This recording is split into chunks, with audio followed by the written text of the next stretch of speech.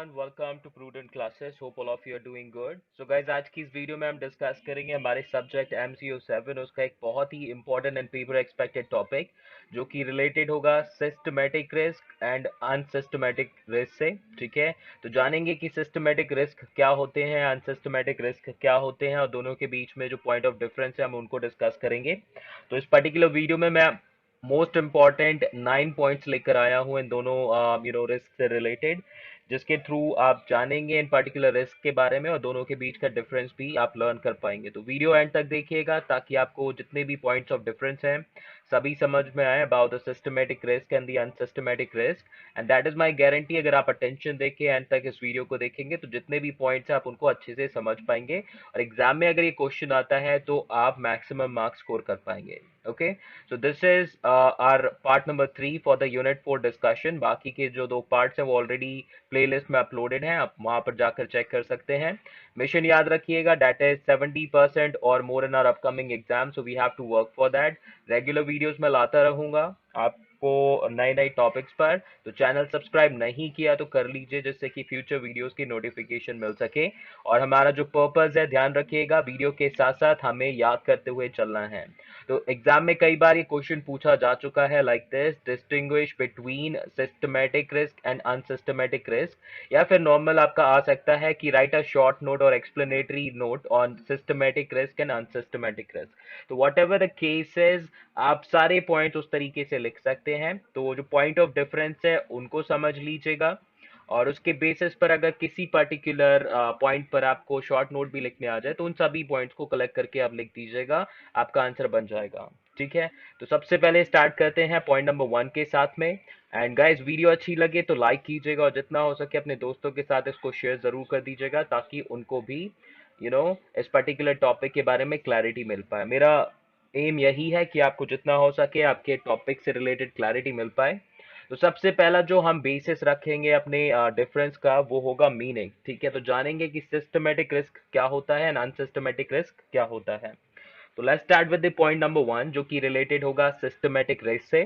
तो जानेंगे systematic risk क्या होता है। तो systematic risk refers to those risk that are uncontrollable in nature and arise out of external factors like political, economical and sociological।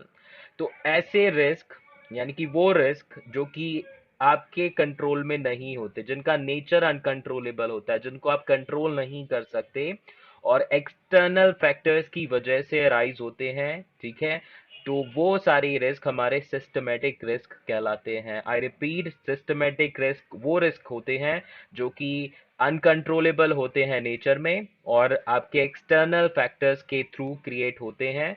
External factors में आपके होते हैं political factors, economical factors, sociological factors, legal factors.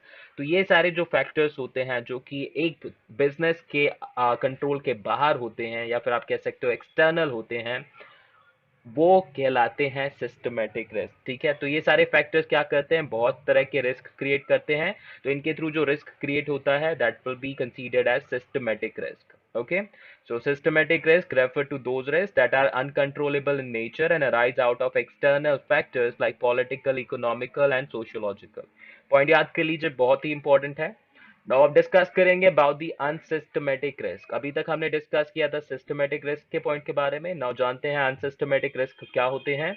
तो just इसका opposite होते हैं। Unsystematic risk क्या होते हैं, it refers to those risk that are controllable in nature and arise out of organisational और इंटरनल फैक्टर्स। ये एक्सटर्नल फैक्टर्स से होते थे, ये इंटरनल फैक्टर्स के थ्रू होंगे। तो अनसिस्टमेटिक रिस्क वो रिस्क होते हैं जो कि आप कंट्रोल कर सकते हैं, यानी कि जिनको आप अपने अकॉर्डिंग मोल्ड कर सकते हैं, कंट्रोलेबल हैं आपके ऐसे रिस्क। और ये ऑर्गेनाइजेशनल फैक्टर्स की वजह से या फिर आप कह सकते हो बिजनेस के इंटरनल फैक्टर्स की वजह से अराइज होते हैं। तो ये एक्सटर्नल फैक्टर्स की वजह से अराइज होते हैं, ये इंटरनल फैक्टर्स की वजह से अराइज होते हैं, ये अनकंट्रोलेबल होते हैं सिस्टमेटिक रिस्क। और अनसिस्टमेटिक रिस्क क्या होते हैं, ये कंट्रोलेबल इन नेचर होते हैं।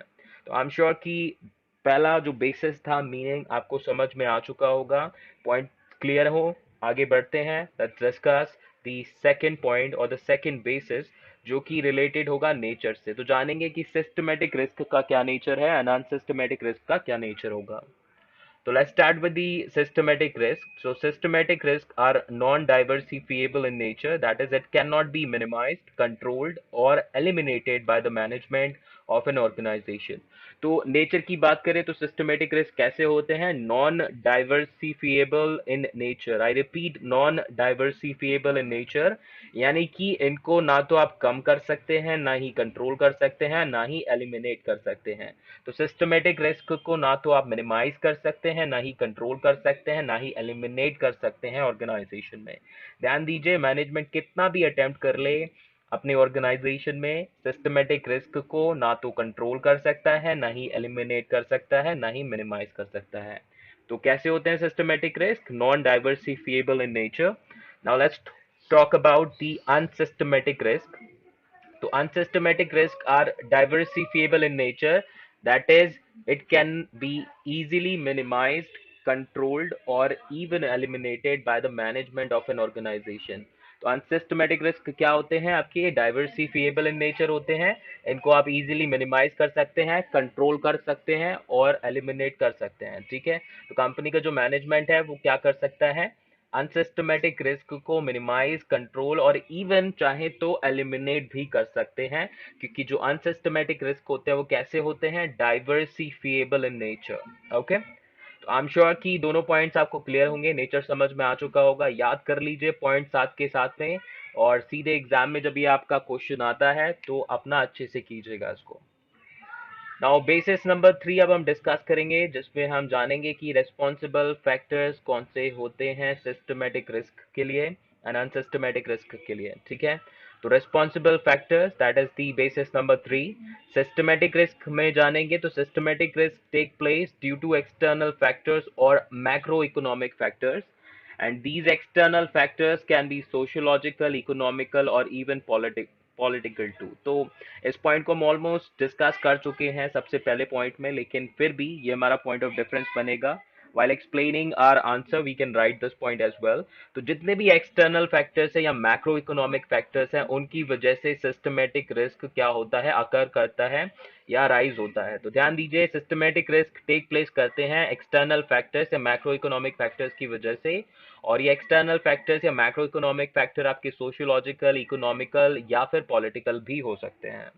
Okay, now let's talk about the second point, which is related to unsystematic risk। So unsystematic risk take place due to internal or organizational और microeconomical factors। ठीक है, तो जितने भी माइक्रो इकोनॉमिक फैक्टर्स हैं या फिर इंटरनल फैक्टर्स हैं किसी भी ऑर्गेनाइजेशन के, या आप कह सकते हो कि ऑर्गेनाइजेशनल जो भी फैक्टर्स हैं, उनकी वजह से अनसिस्टमेटिक रिस्क आते हैं। ठीक है, अनसिस्टमेटिक रिस्क क्रिएट कैसे होते हैं? इंटरनल फैक्टर्स की वजह से या फिर ऑर्गेनाइजेशनल फैक्टर्स की वजह से, या आप दूसरे शब्दों में बोल सकते हो कि माइक्रो इकोनॉमिक फैक्टर्स की वजह से।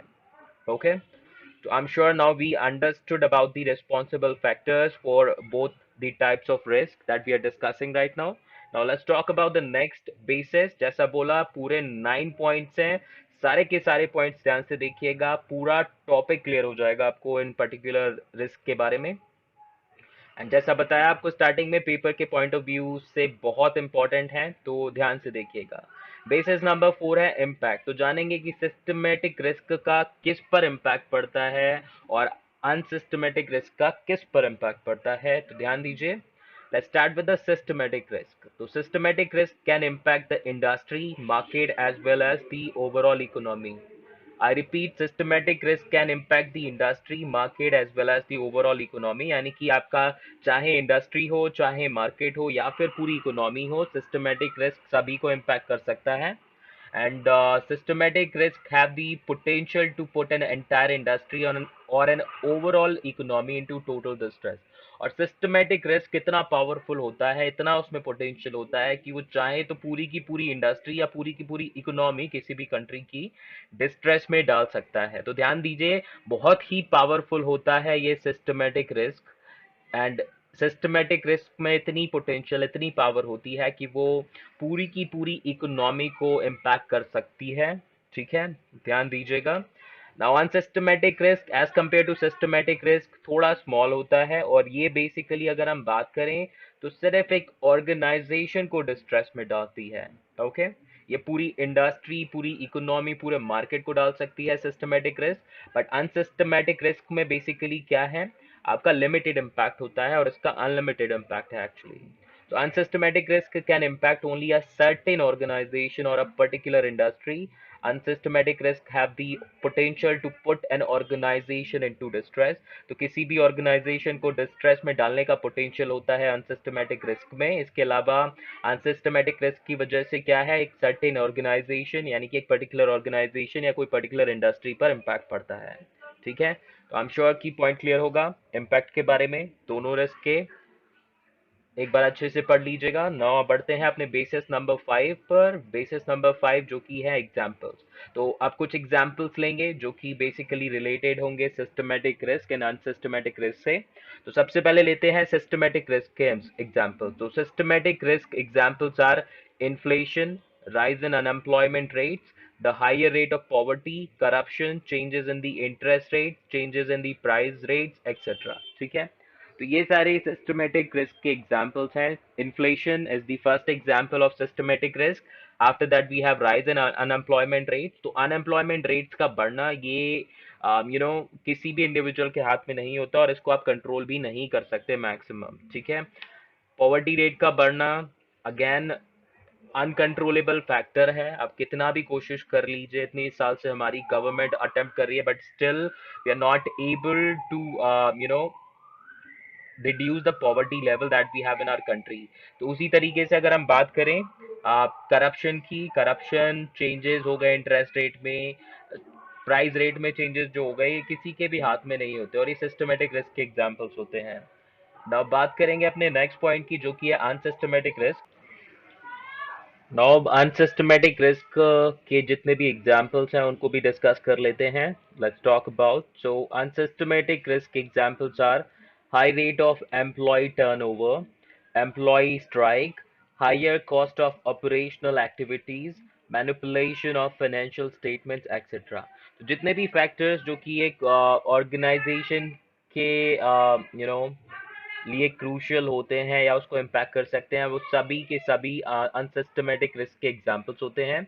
और वो सारे फैक्टर जो कि एक इंडस्ट्री इकोनॉमी को इम्पैक्ट कर सकते हैं, वो सारे सिस्टमेटिक रिस्क के एग्जांपल्स होंगे। तो high rate of employee turnover, employees बहुत सारे जब आपकी ऑर्गेनाइजेशन छोड़ने लगे तो उसको एम्प्लॉय टर्नओवर में काउंट किया जाता है। जितना ज़्यादा एम्प्लॉय टर्नओवर दैट मीन्स उतने ही डिससेटिस्फाइड एम्प्लॉयज थे जिन्होंने उस ऑर्गेनाइजेशन को छोड़ दिया। एम्प्लॉय स्ट्राइक करना, आपकी ऑपरेशनल एक्टिविटीज़ जो हैं उनकी कॉस्ट में इंक्रीज होना, या फिर अपने फिनेंशियल स्टेटमेंट्स को मैनिपुलेट करना, ये सारे अनसिस्टमेटिक रिस्क के एग्जांपल्स हैं। तो इनको अच्छे से याद कर लीजिए। एग्जांपल्स और मीनिंग बहुत ज़्यादा क्रूशियल हैं आपके एग्जाम के पॉइंट ऑफ व्यू से। तो इन टॉपिक के बारे में नॉलेज तो होनी चाहिए और एग्जाम्पल्स भी आपको पता होने चाहिए। तो अभी बढ़ते हैं बेसिस नंबर 6 पे। जैसा बोला टोटल देर आर 9 बेसिस, अभी 3 बेसिस और हैं और आपको बहुत कुछ सीखने मिलेगा उन बेसिस से। तो बने रहिएगा वीडियो में, थोड़े से पॉइंट और हैं, थोड़ा सा पेशेंस रखिए and will be done. So now basis number 6, अब हम जानेंगे सोर्सेस। तो क्या सोर्सेस होते हैं सिस्टमेटिक रिस्क के और क्या क्या सोर्सेस होते हैं अनसिस्टमेटिक रिस्क के। Let's talk about. तो सिस्टमेटिक रिस्क के जो मेजर सोर्सेस हैं वो क्या क्या हैं। Risk related to interest rate. तो इंटरेस्ट रेट के जो रिलेटेड जितने भी रिस्क हैं वो आपके सिस्टमेटिक रिस्क के सोर्स हैं। ठीक है, जो जब भी कोई इंटरेस्ट रेट से रिलेटेड रिस्क होता है तो वो क्या है, बेसिकली सिस्टमेटिक रिस्क क्रिएट करता है। नाउ सेकंड होता है मटेरियल रिस्क। ठीक है, मटेरियल रिस्क भी एक मेजर सोर्स है किसकी, सिस्टमेटिक रिस्क की। और तीसरा होता है risk related to purchasing power etcetera. ठीक है, तो तीसरा सोर्स होता है जिसकी वजह से सिस्टमेटिक रिस्क अकर करते हैं या आते हैं किसी भी इकोनॉमी में, इंडस्ट्री में। तो वो होता है परचेजिंग पावर रिलेटेड रिस्क। ठीक है, इस पॉइंट को ध्यान से पढ़ लीजिए। मेजर सोर्सेस क्या हैं, इंटरेस्ट रेट से रिलेटेड रिस्क, मटेरियल से रिलेटेड रिस्क और परचेजिंग पावर से रिलेटेड रिस्क जो होते हैं वो मेजर सोर्सेस होते हैं सिस्टमेटिक रिस्क के। नाउ सिस्टमेटिक रिस्क के मेजर सोर्सेस की अगर हम बात करें तो सबसे पहला होता है फिनेंशियल रिस्क और दूसरा होता है बिजनेस रिस्क, और तीसरा होता है इंसॉल्वेंसी रिस्क। तो ये तीन तरह के आपके सोर्सेस होते हैं जिनकी वजह से अनसिस्टमेटिक रिस्क आपका राइज होता है। सबसे पहले फाइनेंशियल रिस्क की वजह से, दूसरा है बिजनेस रिस्क की वजह से, और तीसरा है इंसॉल्वेंसी रिस्क। ओके, तो ध्यान से याद कर लीजिए सोर्सेस क्या क्या हैं। सिस्टमेटिक रिस्क के सोर्सेस हैं risk related to interest rate, material risk, risk related to purchasing power. Now, unsystematic risk major sources are financial risk, business risk, and insolvency risk. Okay. Now, point number 7 discuss करेंगे जिसमें हम देखेंगे कि किस तरीके से हम मेजर कर सकते हैं, मेजरमेंट से रिलेटेड बात करेंगे। तो सिस्टमेटिक रिस्क कैसे मेजर किया जाएगा, अनसिस्टमेटिक रिस्क कैसे मेजर किया जाएगा, let's talk about. So systematic risk की अगर हम बात करें तो these risks are measured by beta. Beta के कॉन्सेप्ट के बारे में आपने पढ़ा होगा। बीटा क्या होता है, एक मेजर होता है जिसके थ्रू हम किसी भी सिक्योरिटी की वोलेटिलिटी मतलब कि वो कितना इम्पैक्ट होता है। अगर मान लीजिए कोई भी चेंजेस आता है तो उस सिक्योरिटी में इंडस्ट्री में अगर किसी भी तरह का रिस्क अराइज होता है, जैसे कि अभी ये कोरोना रिस्क आया, तो उसकी वजह से उस पर्टिकुलर सिक्योरिटी पर कितना इम्पैक्ट पड़ेगा, तो कितनी ज़्यादा वोलेटाइल है वो सिक्योरिटी, तो वो पता चलता है उसके बीटा से। ठीक है, बीटा क्या है, एक मेजर होता है जो कि बताता है कि सिक्योरिटी जो आप परचेज कर रहे हैं, इन्वेस्टमेंट जो परचेज कर रहे हैं, वो कितनी वोलेटाइल है, यानी कि उस पर छोटे मोटे चेंजेस का भी कितना इम्पैक्ट पड़ेगा एक्चुअली। तो सिस्टमेटिक रिस्क को आप बीटा के थ्रू मेजर कर सकते हैं। लेकिन अगर हम बात करें अनसिस्टमेटिक रिस्क की, तो यू कैन नॉट मेजर और indicate the unsystematic risk with the help of any tool. तो किसी भी टूल का इस्तेमाल करके आप क्या अनसिस्टमेटिक रिस्क को मेजर नहीं कर सकते। अनसिस्टमेटिक रिस्क को सिर्फ आप एक तरह से मेजर कर सकते हैं, उसमें आपको क्या करना पड़ेगा, जो भी आपके टोटल रिस्क होंगे उनमें से आपको सिस्टमेटिक रिस्क माइनस करना है, then you will be able to obtain unsystematic risk. इसके अलावा कोई और तरीका नहीं है, कोई टूल नहीं है जिसके थ्रू आप क्या कर सकते हो, अनसिस्टमेटिक रिस्क को मेजर कर सकते हो। The only way through which you can measure the unsystematic risk, it is by subtracting the systematic risk from the total risk. Okay, तो आई एम श्योर कि ये पॉइंट भी क्लियर होगा। Now बढ़ते हैं नेक्स्ट पॉइंट पर।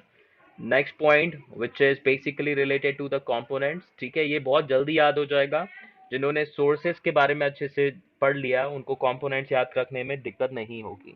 तो सबसे पहले सिस्टमेटिक रिस्क के कंपोनेंट्स देख लेते हैं। तो सिस्टमेटिक रिस्क के बेसिकली तीन कंपोनेंट्स होते हैं। सबसे पहला होता है मार्केट रिस्क, दूसरा होता है इंटरेस्ट रेट रिस्क, और तीसरा होता है purchasing power risk. I repeat, there are three components of systematic risk, which are market risk, interest rate risk, और purchasing power risk. Okay? Now, unsystematic risk के basically दो important components होते हैं। सबसे पहला है financial risk और दूसरा है business specific risk. ठीक है? I repeat, unsystematic risk has two components. First is the financial risk, second is the business specific risk. Okay? तो ध्यान रख लीजिए इन पॉइंट्स को भी, ये भी बहुत इंपॉर्टेंट है कंपोनेंट बेसिस के तौर पर अगर हम बात करें। नाउ अभी हम आगे बढ़ते हैं और डिस्कस करते हैं अपना लास्ट पॉइंट जो कि है बेसिस नंबर 9, हेजिंग।